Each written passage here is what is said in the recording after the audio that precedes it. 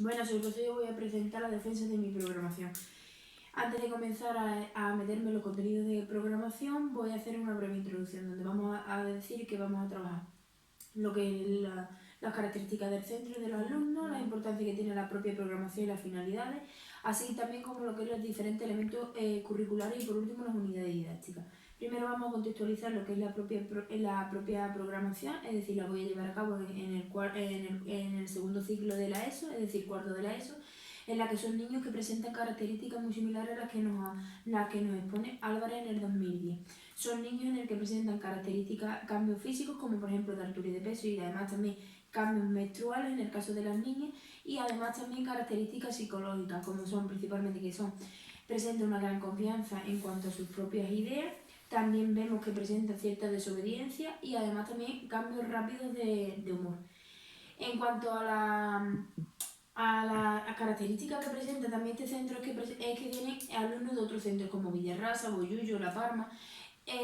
y con lo cual estos niños necesitan de una gran integración y adaptación al propio medio. Es un centro en el que presenta una buena material y instalaciones deportivas, con lo que no va a tener ningún tipo de problema a la hora de desarrollar las actividades y además los proyectos que utiliza son los de la paz y la de igualdad. Estos proyectos, para fomentarlos, vamos a establecer actividades complementarias extraescolares, como son las de charlas formativas, las de representación teatrales u otras. También decir de que en el caso de la programación, la definición nos vamos a centrar en la de Bloom, la de Bloom citado por Hilbert y además también el plan del 2013, que es un plan de actuación que debe utilizar el propio profesor de todos los elementos que intervienen dentro de la actividad. Sea cual sea su propia naturaleza, debe de haber una coordinación tanto de los objetivos, de los contenidos y además de los medios para conseguir un buen resultado. También es cierto que la programación debe estar adaptada a las características y niveles del alumno y además también del propio centro. En cuanto a la programación, uno de los motivos que debe de establecer es para tener un cierto control de lo que vamos a trabajar con estos alumnos. Además, si aparece cualquier tipo de incidencia, poder demostrar lo que hemos trabajado con estos alumnos y porque en ese momento somos los propios responsables. Además, también para ordenar el proceso de enseñanza y aprendizaje. En el caso de las competencias, decir y destacar de que antiguamente se llamaban como competencias básicas y actualmente se denominan competencias clave. También decir que la encontramos dentro de la orden del CD de 65 de 2015, en donde muestra una relación de las competencias junto con los contenidos y además también los métodos de evaluación. Con lo cual, estas competencias las vamos a trabajar a lo largo de todo el curso, pero haciendo hincapié en la competencia social y cívica, la competencia aprender y el sentido de la iniciativa y el espíritu emprendedor. Las competencias se han dividido en subcompetencias y a su vez en descriptores. Un ejemplo de ello, dentro de la comunicación lingüística destacamos el tipo de sus competencias denominado comunicación oral y escrita, y descriptores como por ejemplo conversar, expresarse tanto oral como por escrito, interpretar oral, escrito, pensamiento, etc. Para la consecución de esta tarea debemos de establecer una serie de destrezas y además también alcanzar un objetivo. Los objetivos de etapa los encontramos dentro de lo que es el decreto en el decreto 111 de 2016, dentro de lo que es los objetivos de materia los encontramos en la orden el 14 de julio de 2016. Uno de los ejemplos sería lo que es de que a partir de los objetivos de materia conseguimos los objetivos de etapa, por ello la relación entre ellos. En relación con los contenidos debemos destacar que hemos seguido la misma distribución que en el caso de las competencias. Estos contenidos los encontramos en la orden de 14 de julio de 2016 y lo hemos dividido en subcontenidos y además también hemos hecho una progresión por curso, dependiendo de los contenidos que se daban en cada uno de los cursos. Un ejemplo de ello estaría relacionado con el tema de calentamiento, en donde el primero de la ESO vamos a trabajar principalmente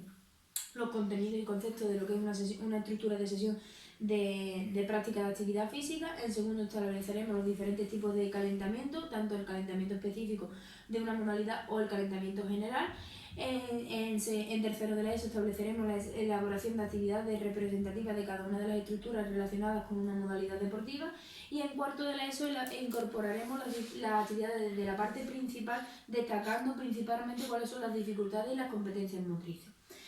En relación a estos contenidos, debemos decir de que lo hemos secuenciado en un total de 12 unidades didácticas relacionadas con los bloques de contenido de la educación física y por ello vamos a trabajar las diferentes unidades didácticas. La primera, hábitos higiénicos y saludables,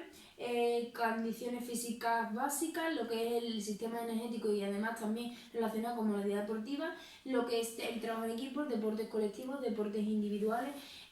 juegos alternativos, juegos populares y tradicionales, lo que es las actividades dirigidas y además también las bailes y las danzas, las actividades en el medio natural y por último sería lo que es la propia orientación. Dentro de la unidad didáctica debemos destacar la metodología que vamos a llevar a cabo. Es decir, según Delgado en 1991, vemos cómo debemos de establecer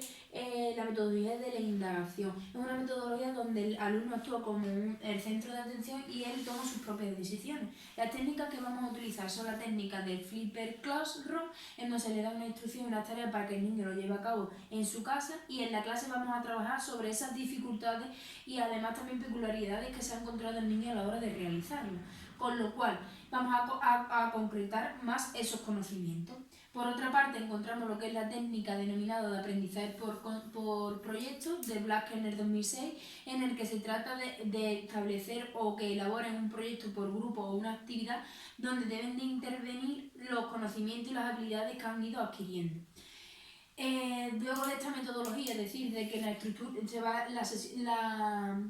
clases se van a estructurar por sesiones donde tiene una parte de calentamiento, en donde sirve de preparación para la parte principal, esa parte principal, y luego está la parte final donde vamos a llevar a cabo una reflexión o principalmente la elaboración por grupo de actividades que estén relacionadas con la temática del día siguiente.